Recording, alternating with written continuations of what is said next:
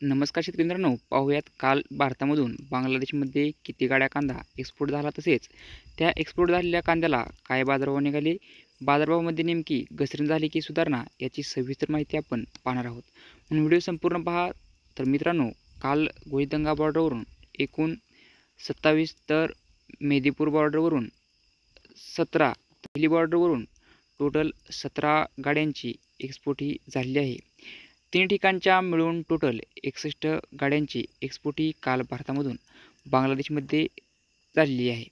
तर मित्रांनो, बाजारभाव जर पाहिले तर मध्य प्रदेश येथील कांदे 86 ते 92 बिडे टाका, म्हणजेच 61 ते 65 रुपयेपर्यंत बाजारभाव हे मध्य प्रदेश येथील कांद्याला काल निघाले आहेत.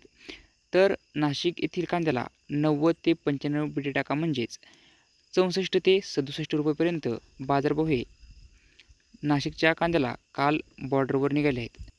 तसेच नगर येथील कांद्याला 92 ते 93 बिडे टाका, म्हणजेच 65 ते 66 रुपयेपर्यंत बाजारभाव हे नगरच्या कांद्याला काल निघाले आहेत.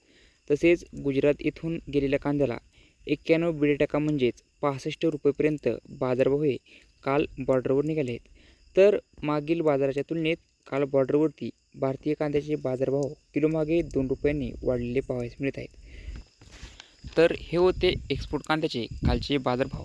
व्हिडिओ आवडल्यास लाईक करा, शेअर करा. अशाच प्रकारचे नवीन व्हिडिओ पाहण्यासाठी आपल्या चॅनलला सबस्क्राईब करा. धन्यवाद.